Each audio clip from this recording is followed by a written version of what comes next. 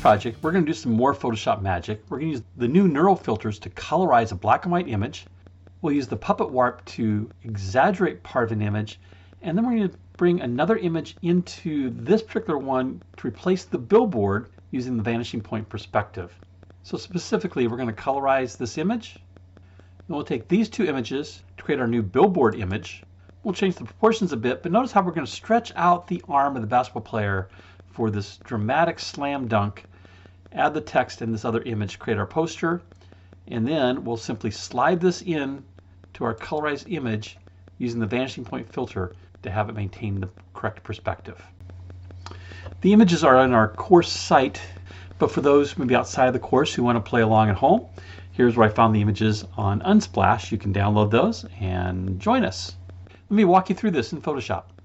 I've opened our black and white street scene image, and we're going to jump over to the filter menu, down to the neural filters. I'm going to turn the Colorize neural filter on, and you can manually color the image using the sliders, but we're just going to choose the auto color image, and you can see the result here.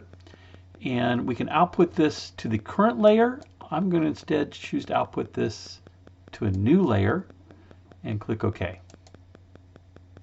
And let's just name this Colorized. And you can see it does an okay job. In replacing the poster, I notice that there are two lights at the bottom of the poster that will be on top of it. So I need to select those. I'm going to select those and use those in a mask, or I can select them and copy them to a layer above the poster. That's the approach I'm going to take. So I'm going to zoom in.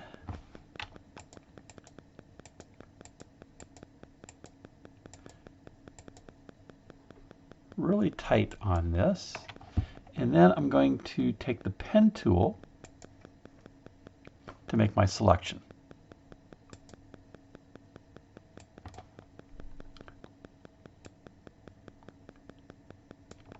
And again, I like to hold my finger on the Alt key or Option key on the Mac so I can get rid of that second tangential handle.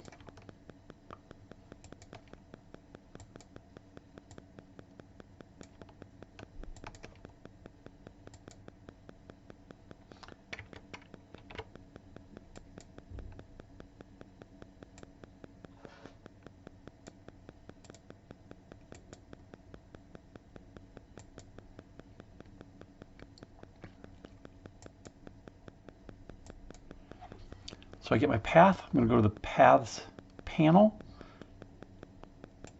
make a selection. I'm going to go to the Select menu and just save that selection. We'll say light left.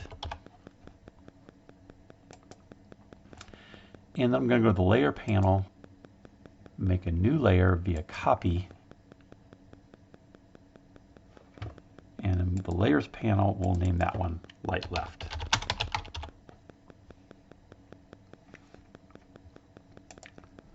Come back to my colorized layer, hold down the space bar. Let's go over to the other light and do the exact same thing. And I'll pause the video here. So I have my selection. I'm going to go again to the Select menu, save that selection. This one will be Light Right. And let's go to the Layer menu and do a new layer via Copy. So the layers, we'll name that one Light Right.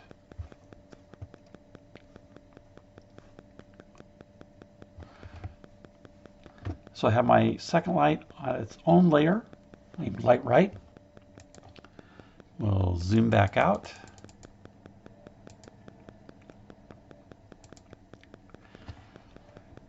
Next, I want to keep the vanishing point for my new poster, but I noticed that the corner of it goes above the image. I'm going to go to the Image menu, Canvas Size. I'm going to anchor the canvas at the bottom. I'm going to add 200 pixels of height at the top. So now that point will be right about here, and I can access it with the filter. So let's go to the filter. I'm going to choose Vanishing Point.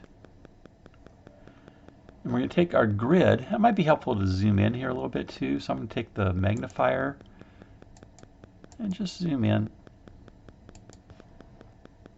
And we'll take our grid and we're just going to lay down points for the grid.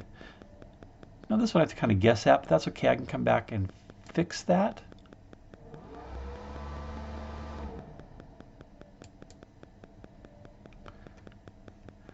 So with the selection tool, the arrow, I can move these points.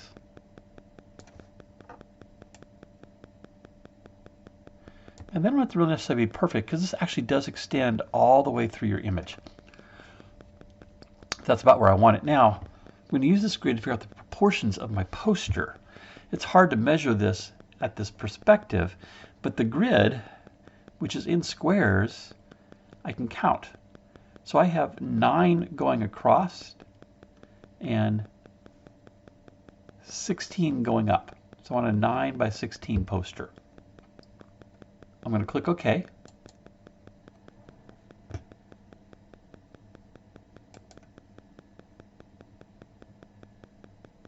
And I'm going to add a new layer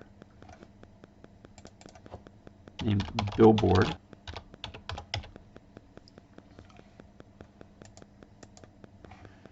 And now let's go work on our poster. Here's my slam dunk image. What I want to do is extend his arm and the ball way up above the rim here, in kind of a dramatic, exaggerated effect. To do that, I need to isolate the player and the ball from the background, and then we'll use content fill to fill the background, and then puppet warp to stretch out his arm.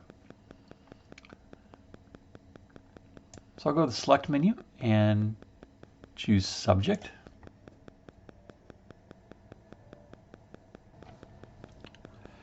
You can see it did a fairly good job of choosing the player and the ball. Missed a little bit here.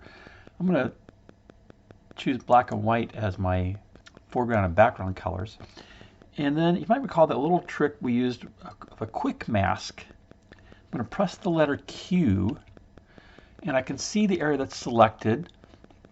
And the area that's not selected is in a kind of transparent red. Of course, we can change that color if we had a mostly red background. In this case, it's fine. I'm going to take the brush tool, and with white, I'm going to come in and just simply paint in the areas that I want to have selected. So I missed a little bit of his underarm here, so paint that in. The rest all looks pretty good. I'm not too concerned about the hair, but I do want to get rid of this little area down here between the head and the arm that was selected. And I made a little bit of a selection there that maybe wasn't the best. It might be easy to zoom in. Paint that in. I'm going to switch my color to black. Okay, paint in black the areas that I don't want to have part of this.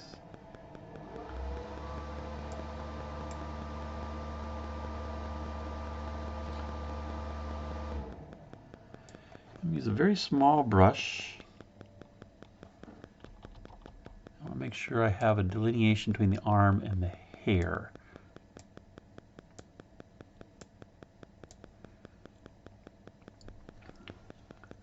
I've got a little bit of the background up here between the arm and the basketball. I'm going to get rid of that.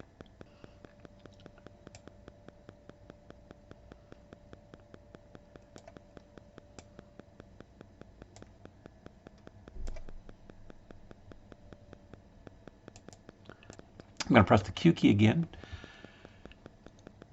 I'm going to go to the select menu and choose Save Selection. Just name it Player. Layer menu, New, via Copy. And again, we'll name that layer Player. I'm going to go back to the background. Let's come back and load that selection. And I'm going to expand the selection, modify, expand.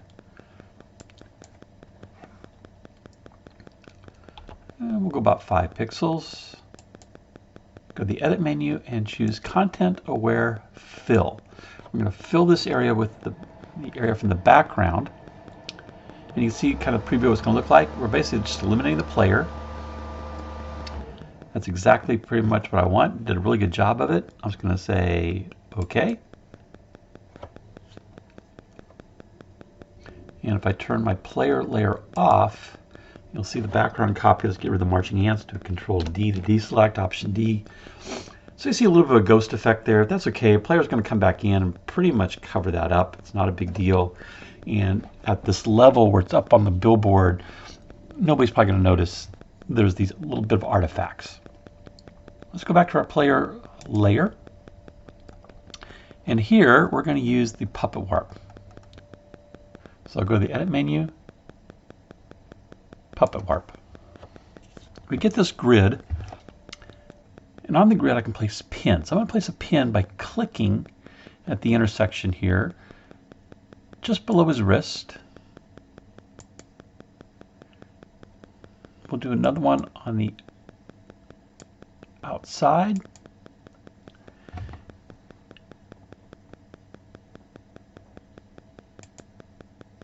I'm going to place a couple at his elbow and some at the shoulder.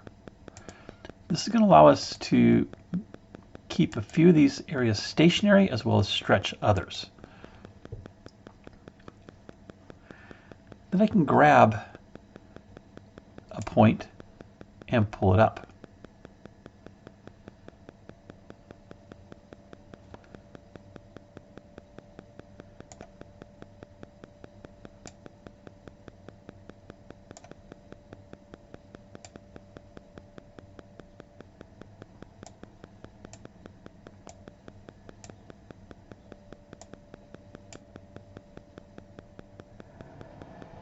So you can see why they call this the puppet warp tool, basically pulling strings here.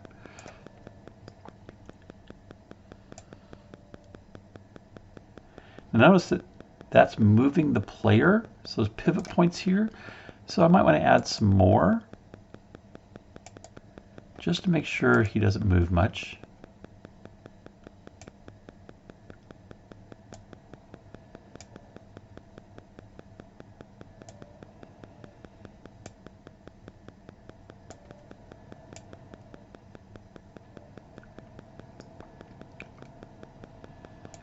And you notice up on the options bar there's a show mesh option that's checked. You can turn that off if you just want to see the player. It makes it a little bit less distracting.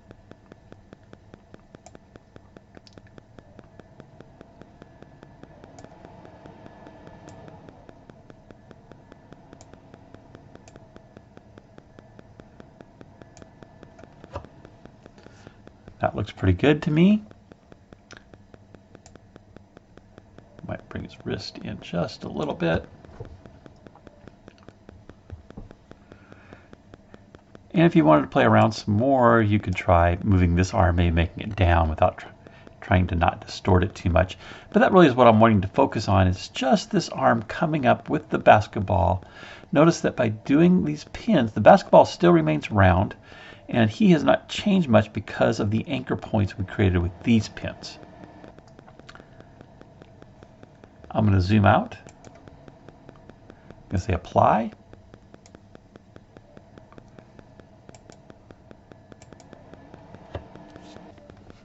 Now this image is pretty large. So if we look at the image size, it is 1920 by 2880. I want to make this smaller. We wanted to make a 16:9 ratio, but I'm probably going to cut a little bit of this off. So I'm going to go about 1800 and say OK. Now I did 1800 for the height. And then so we can see things a little better, let's zoom in a little bit more. I'm going to go to the canvas size. I'm going to cut some of this off. Now we want this to be about 900 in width and 1600 in height. So I'm going to go to the image menu, canvas size. And I'm not going to make this relative, so make sure that's unchecked. Let's go 1600 in height. I'm just going to cut a little bit off the top and a little bit off the bottom. In fact, maybe I don't want to cut off the bottom. Let's anchor this at the bottom. But I do want to cut some off each side here. So we'll make this one 900.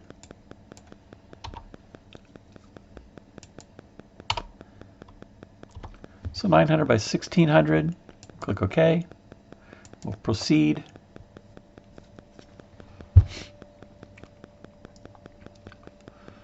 And actually, I like to have a little bit more cut off on this side, so I'm gonna undo that.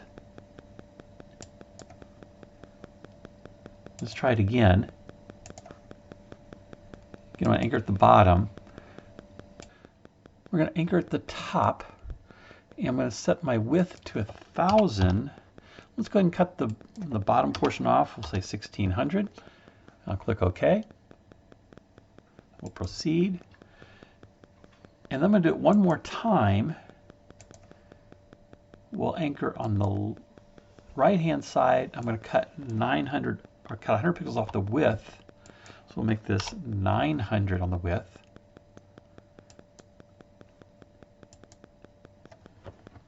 And so I'm limiting just a little bit of that rim, getting the player closer to the left-hand edge. And that's exactly what I want.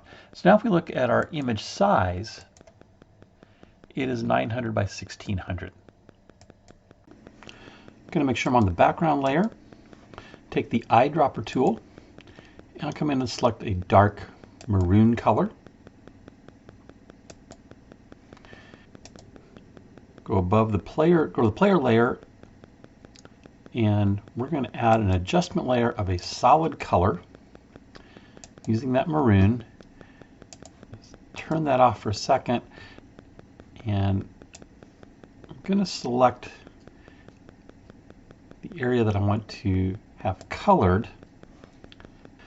Come back to my color fill, and I'm going to select the inverse. Make sure I'm on my thumbnail for the mask. Edit, fill. We're going to paint with black, and that will allow us to see the image behind. Next, I'm going to take my cookie image.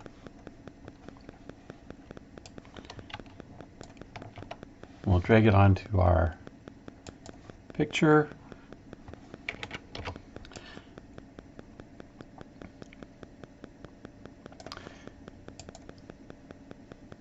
Scale that.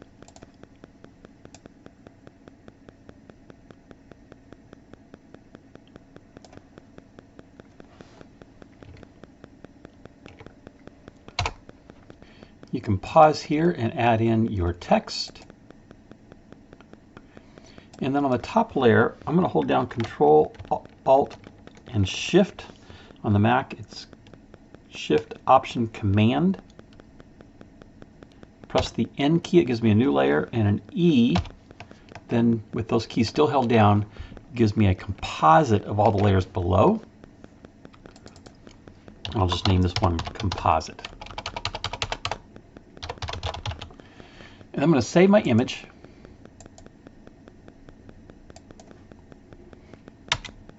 I'm going to call it Geo1 Slam Dunk, my last name.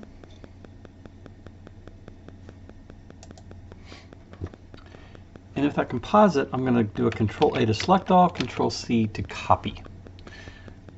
And let's go back to our street scene. I'm going to get rid of my coffee and cookies image. Don't need that anymore. With the slam dunk on our clipboard, I'm going to go back to the Vanishing Point filter in our image. Let's zoom in.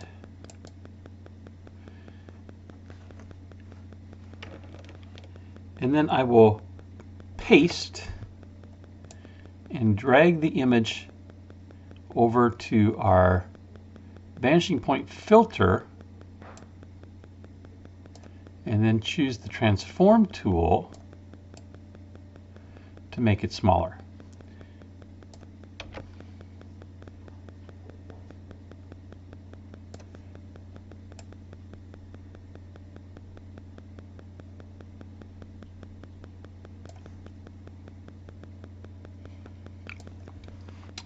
Once I get where I want it, I'm simply going to click OK. I'm going to control click on the thumbnail to select the billboard. Let's add a hue saturation layer. So I'll take the mask of our billboard. And if you didn't select it first, you can always come back, control click, and then paste the opposite or the inverse in black on the mask. But now our hue saturation layer is only going to apply to the billboard. It's a little bright, doesn't quite match the scene of the image. So I want to bring the saturation down and have it a little less saturated, and we'll bring the lightness up.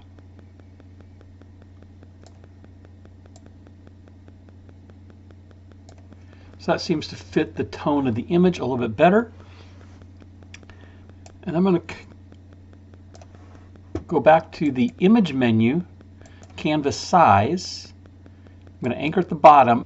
I want to get rid of those 200 pixels at the top, so we'll just edit that down with the anchor at the bottom. That'll get rid of it. We're going to proceed. Now we're back to our original size image. The last thing I like to do is change out the sky. We've used the sky replacement a lot. I'm going to go to that colorized layer, and let's just go to the edit menu, sky replacement. I'm going to choose the second option of the blue skies. That's actually one of my favorites. You can see the effect. Now again, to match the tone of the image, I'm going to bring the brightness up considerably, and then also bring the temperature way up. The image has very much of a yellow tone to it, and I think that tends to fit the tonal quality of the image much better. This is going to come in as a duplicate layer. I'm just going to click OK. This is something I do often when I do composite work, is I want to create a composite layer of everything. So on that top layer, I'm going to hold down Shift, Control, Alt, press the letter N. That gives me a new layer. E gives me a stamp of all the visible layers below it on that layer. Now, one thing to be aware of, once you do that, if you go back to make changes, you make sure to turn that layer off, because you won't see anything happen because that layer is opaque, and none of the stuff that happens below that layer will be visible unless you turn that layer off. So one last thing I like to do with this image, and that is I want to straighten it, because you can see the building is leaning in here. So let's go to the edit menu. I'm on the composite layer, edit, transform, perspective. I'm just going to drag that right handle out, getting the building a little straighter on the right. The left's a little bit crooked, but it's not really noticeable, and you see the lamp post here looks pretty good. I'm just going to press the enter key. That to me is a much better image. I'm done, and all I'm going to do now is save the image. So I hope you enjoyed this, and look forward to the next Photoshop Practicum project. If you'd like to see more videos in the Photoshop Practicum playlist, click the title at the bottom. If you'd like to be alerted to new videos, please click my photo in the top right to subscribe to the channel.